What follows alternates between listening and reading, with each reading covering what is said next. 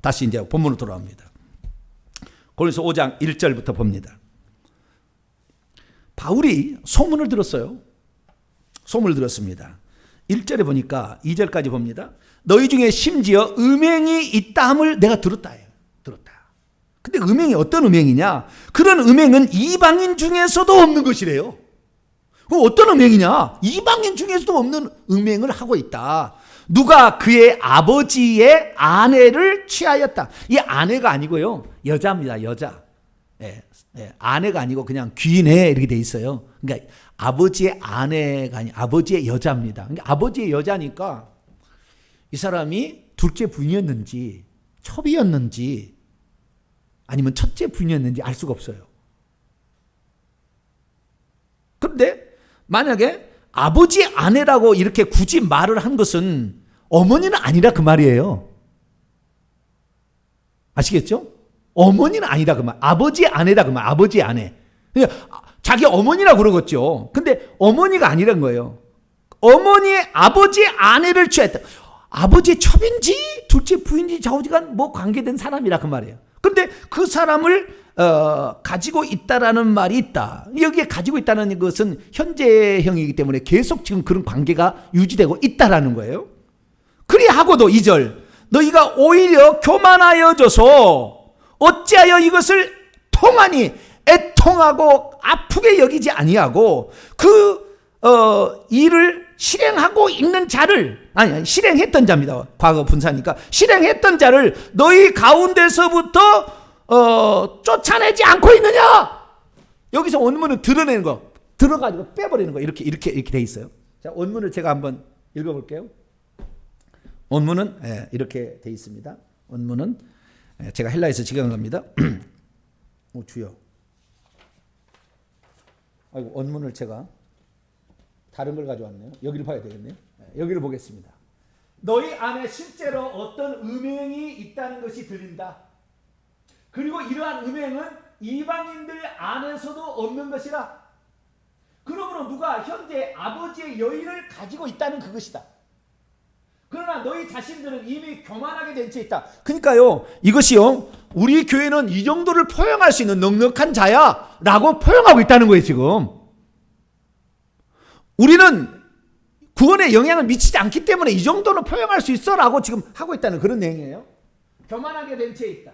그런데도 너희를 오히려 애통하지 않았다.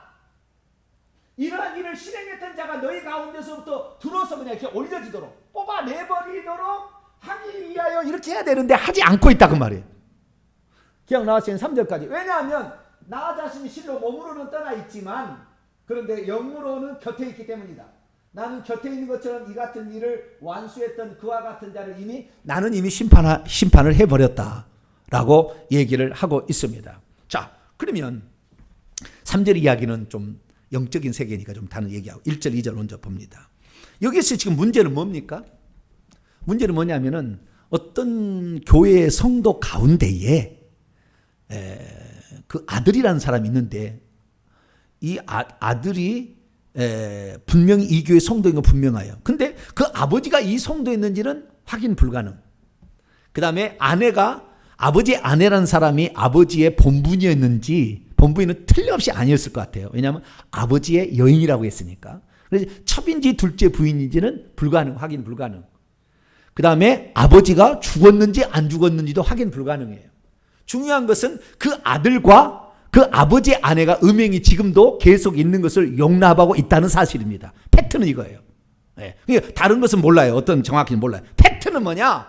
그것이 지금 그 아들과 그 아버지의 여인과의 사이가 음행의 관계로 유지되고 있는데도 불구하고 교회에서는 아무런 조치를 취하지 않고 있다라는 거예요. 그러니까 음행보다도 더 무서운 것은 교회에서 이걸 용납하게 되는데 그래서 나중에 이제 6절부터 보면 누룩의 비유를 씁니다. 누룩이 온 덩어리에 퍼지는 것을 알지 못하느냐. 그 생각이 한번 들어와서 교회에서도 괜찮다라고 생각하면은 그것이 다 용납이 돼버린다는 거예요. 처음이 중요한 거예요. 처음이 중요한 거예요.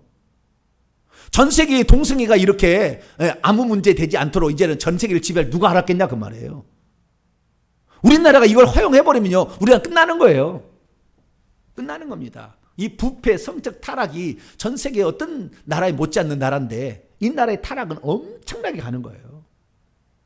그래서 우리가 지킬 건 지켜야 되는 거예요. 근데 여기에는 지금 그런 사실을 보고도, 그러면 왜 이 사람들이 보고도 용납했을까요? 문화가 그러니까. 고린도의 문화가 그러니까. 고린도화하다라는 말이 뜻이 뭡니까? 창기하고 놀아난다라는 그런 뜻이에요. 아프로디테의 신전이 있었는데 그 미의 여신이죠. 여기에 가서 아프로디테의 신전에 가서 신전에게 제사를 지내고 음식을 먹으며 음행한 짓을 하는 것을 여기는 문화라고 여겼어요. 그러니까 이런 문화가 교회 안으로 들어오는 거죠. 그런데 세상에서, 뒤에서는 얘기합니다. 세상, 교회 밖에서야 어떻게 하든지 우리는 상관없다. 바울은 얘기해요. 교회 밖에서는 어떻게 하든지 상관없어. 그건 나중에 하나님이 심판할 거다. 그러나 교회 안에 들어와 있는 사람 중에 이런 일을 하고 있는데도 불구하고 이것을 놔두게 되면 어떻게 되겠냐는 거죠. 교회가 음행 집단이 되지 않겠냐는 거죠. 교회를 뭐하러 오겠냐 그 말이죠. 이렇게 교회가. 교회는 거룩한 장소고 이 하나님의 순결성이 유지되는 그런 장소인데, 이 교회에 이런 거짓이 아니라 이런 음행의 문제가 이렇게 들어오면은 이 순결성과 거룩성이 과연 유지되겠느냐? 거룩하신 하나님이 그 임재하겠느냐? 죽여버린다게 하나님이. 그리고 고린도서 3장 17절이잖아요. 네? 하나님의 성전을 더럽히면 죽여버리겠다 이게잖아요. 너무 무섭게 저를 생각지 마세요. 제가 하는 말이 무섭죠, 상당히. 이렇게 세게 얘기하는 사람이 별로 없어요. 설교 들어보시면. 근데 나는 조금 세게 얘기합니다. 그래서 한 번이라도 들어봐야 음행하면 안 돼. 이 생각이 들지. 죽여버리겠다 그 목사님 얘기하더라. 그러니까 죽여버리겠대 주님. 죽여버리겠다는데 어떻게 죄를 범해. 막 이리 한번 생각하지. 근데 그냥 하나님이 멸하시리라 그렇게 했어요.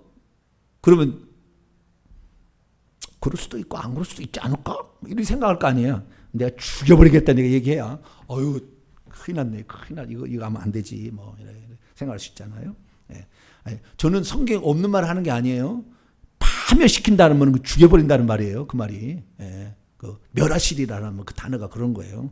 그래서 제가 없는 말을 막 지어서 하는 건 아닙니다. 절대 아니고 성경적인 것인데 단어를 내가 바꿔서 얘기했을 뿐인데, 저는 그 느낌과 그 영성을 강조해서 제가 얘기하는 겁니다. 그래 너희들이 그 세상 문화가 그렇다고 교회까지도 그렇게 해서 되겠냐 이거예요. 교회까지도. 오늘날에 똑같습니다. 교회에서도 뭐 칭찬해주고 자랑하는 거 막 이런 거 있잖아요. 뭘 많이 내고 뭐 하면 막 칭찬하고 자랑하잖아요. 세상과도 똑같은 거예요. 그리고 세워주고 막 이렇게. 간증하는 사람 입술이 더러워요. 간증하는 입술이 더럽다고요. 뱀이 나가고 있어요. 뱀이 다 나가. 그런 상황이에요. 그래서 저는 이 걱정스러운 것이 있는데 하나가 뭐냐면, 이 강대상을 과연 누구에게 맡길까 이런 거예요. 나중에 제가 없어지면 누구에게 맡길까? 누가 과연 이걸 맡아갈 할 수 있을까? 저는 간이 배 밖에 나온 사람이라 이렇게 막 얘기를 합니다만은, 과연 그런 성경 말씀대로 이렇게 과연 전할 사람이 있을까 걱정스러워요. 그래서 속히 이제 우리 회개청구국 연구사가 세워지고, 그래서 목회자 양성하면은 디모데 같은 사람 이렇게 좀 선별해가지고 후계자도 좀 키워서 또 우리 다음 세대를 또 준비해 나가야 되겠죠. 근데 여기에서는 그것을 보고도 용납함으로 교회를 부패시키는 그 교회 사람들을 매우 책망하는 겁니다. 지금 바울이 그 사람보다도 지금 그 사람은 지금 이 얘기를 듣고 있지 않는 것 같아요. 지금 이 성도에게 얘기하는 건 다른 사람들에게, 너희들 말이야 통하지 여기지 아니하고 그걸 묵인하고 용납하고 덮어두고 그러면서도 우리는 자랑하고, 그 뒤에 보면은 6절에 너희가 자랑하는 것이 너희가 이런 것을 두고도 나는 무슨 은사가 많다, 나는 무슨 지식이 많다, 나는 언변이 뛰어나다, 나는 훌륭한 지도자를 주었다 자랑만 하고 있지, 실제는 이 죄악의 모습에 하나도 거들떠보기도 하지 아니하고 이걸 용납하는, 이것을 사도 바울은 강하게 지금 책망을 하고 있습니다. 그래서 결국에 우리는 이러한 그 음행의 문제는 에베소 5장 3절처럼 음행이라는 것은 그 이름조차 부르지 말라. 여러분 음행 좋아하잖아요. 목회자도 음행 좋아하면 금방 하나님이 데려가 버립니다. 지도자가 그러면.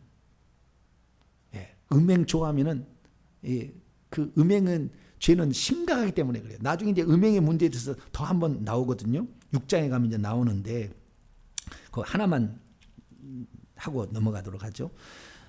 고린도서 6장 18절 19절을 읽어보면 왜 음행을 피해야 되는지 그 근본적인 이유가 나와 있어요. 읽습니다. 시작. 음행을 피하라. 사람이 범하는 죄마다 몸 밖에 있거니와 음행하는 자기 몸의 죄를 범하느니라. 너희 몸은 그런데 너희 몸은 너희가 하나님께로부터 받은 바 너희 가운데 계신 성령의 전인 줄 알지 못하느냐. 너희는 너희의 자신의 것이 아니라 창기의 지체를 만든다는 거예요. 성령을 모신 전인을 창기의 지체로 만든다. 그러면 하나님이 그걸 가만두겠느냐는 거예요. 제가 말합니다. 음행하면 반드시 지옥 갑니다. 반드시 지옥 갑니다. 목사, 교단 장을 하고 무슨 총회장을 했어도 음행하면 지옥 갑니다. 100% 지옥 갑니다. 우리가 이것은 확실해야 돼요. 이것이 성령을 개무시하는 행위고요. 뿐만 아니라 이 음행이라는 것은 결국에 가정을 파탄내는 거예요. 가정을 파탄낸다고요. 그럼 가정만 파탄이 그 가정 파탄이 부부만 이혼이 아니고요. 자녀에게 깊은 상처를 안겨주는 거예요. 이혼해가지고. 그래서 고아원에 보내지고 외할머니나 어디에 붙어 있다가 그냥 뭐 사람 취급도 안 받고 살다가 막 이렇게 살게 되고 그 상처가 얼마나 깊겠어요. 그런 상처가.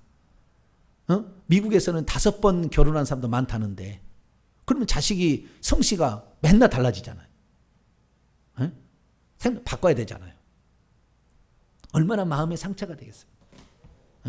깊은 상처가 되는 거예요. 그러니까 가정을 진짜 행복한 가정이 뭐라는 것을 모르게 되죠. 그래서 최초의 행복 공동체가 가정인데 그 가정을 깨뜨리는 것까지. 그리고 거기에서 나오는 자녀들의 양육의 문제 계속 이어집니다. 그래서 끝없이 펼쳐지는 나락으로 들어가는 이것이 바로 이거예요. 그런데 여기에서 좀 더 나가면 음행이 동성애까지 가잖아요. 그러면은 어떻게 됩니까? 쾌락만 즐기고 자식은 안 낳아서 씨를 멸족시키겠다는 거거든요. 이건 더할 나위 없는 더 큰 죄예요. 그러니까 동성애가 파가면은 없애버려 하나님이. 근데 지금 시대가 그런 시대거든요. 진지가 없앴어야 되는데 조금 지금 시간이 조금 더 남아있어요. 우리가 조금 남아있는데 이때 정신 차려서 저와 여러분은 알고 되시길 바랍니다. 그래서 이것을 쫓아내지 않는 너희 중에서 쫓아내라. 들어서 뽑아버리라. 그 잡초를 뽑듯이 딱 뽑아서 딱 들어 올려서 이렇게 갖다 놔야 되는데 어떻게 그렇게 하지 않고 있느냐라고 얘기를 합니다. 그러면서 3절에 내가 실로 몸으로는 떠나 있으나 영으로는 함께 있어서 거기 있는 것 같이 이런 일을 행하는 자를 나는 이미 판단했다. 얘기합니다. 영으로 이미 판단했다. 그러니까요. 제가 이제 영적 세계를 들어가 보니까요. 영적 세계를 들어가면은요. 이게 상상을 초월합니다. 보니까 상상을 초월해. 이 무덤 있잖아요. 무덤. 네? 우리가 가면 무덤 있잖아요. 여기 산에 무덤 있잖아요. 영성의 세계로 들어가면요. 그 무덤을 착 보면요. 이 사람이 언제 무슨 병으로 어떻게 죽었는지를 알아요. 영의 세계에 들어가면 어떻게 아느냐? 이런 거예요. 사람이 죽게 되면 사람 속에 귀신이 있었을 거 아니에요. 귀신들이 몸속에 있었을 거 아니에요. 그러면 사람이 죽게 될 때에 30%는 자손에게 들어갑니다. 자식이나 손자에게 들어가니 한 30%는 들어가고요. 그 30%는 공중으로 가서 그 가문의 영이 돼요. 공중에 올라가서 큰 용으로 붙어가지고 큰 용이 되고요. 30%는 죽은 시체를 따라갑니다. 죽은 시체를. 그래가지고 그 공동묘지 가면은요, 그 영이 거기에 다 그 무덤 위에 서 있어요. 안 보셨죠? 한 번씩 보시면 좋은데. 보시는 분은 이제 보여요. 그게. 그 무덤 위에 다 서 있어요. 그래서 그거 보면은 그들이 다 알려줘요. 이 사람은 언제 어느 때 어떻게 죽었다. 그 영이.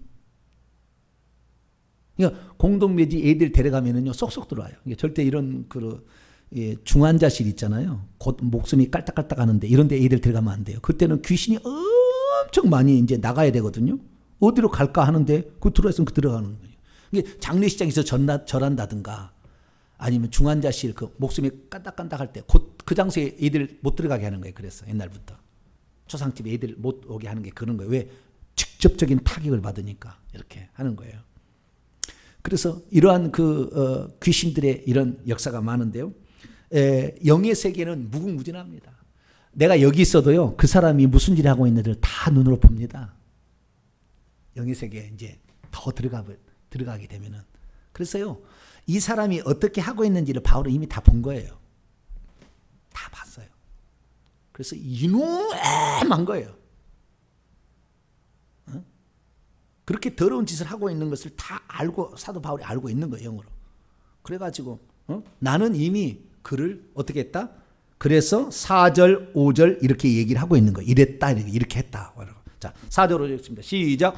주 예수의 이름으로 너희가 내 영과 함께 모여서 우리 주 예수의 능력으로 이런 자를 사단에게 나는 내주었다. 이는 육신은 멸하고 영은 주 예수의 날에 구원을 받도록 하려 함이라. 그 많은 사람이요 구원을 이게 받도록 하게 하려는 의도가 있다는 것을 구원을 받는다는 식으로 결론을 내려버려요. 그래서 그런 사람도 육신은 혹시 죽을지는 모르지만 영은 구원 받으니까 구원 받은 거야. 받도록 하기 위한. 그러니까 이게 무슨 말입니까? 사단에게 내주게 되면은 그 육신의 어떤 질병이나 어떤 사건 사고를 통해서 자기가 징계를 받게 될 때, 내가 잘못됐구나 해가지고 혹시라도 회개를 하게 되면 회개를 해서 그나마 턱걸이라도 천국 가게 하겠다는, 그랬으면 좋겠다는 바울의 마음을 얘기한 것이지, 육체는 멸하고 영은 천국 간다 이 얘기 아니라고요. 가정법이에요. 가정법. 예. 그 뒤에 주 예수의 날에 구원을 받게 하는 것은 가정법이에요. 이게 실제가 아니에요. 실제가 아닌 거. 그런데 그것을 실제 일어난 것처럼 착각하는 거예요. 천만의 만만의 콩떡이라고요. 예. 아까 얘기했던 말은 지옥에 바로 불과 유황으로 타는 못에 던져지는 겁니다. 고린도서 6장을 봅니다. 6장 9절로 10절 사도 바울의 말로 볼까요? 9절로 10절 시작. 불의한 자가 하나님의 나라를 유업으로 받지 못할 줄 알지 못하느냐. 미혹을 받지 말라. 음행하는 자나 우상 숭배하는 자나 간음하는 자나 탐색하는 자나 남색하는 자나 도적이나 탐욕을 부리는 자나 술 취하는 자나 모욕하는 자나 속여 빼앗는 자들은 하나님의 나라를 유업으로 받지 못하리라.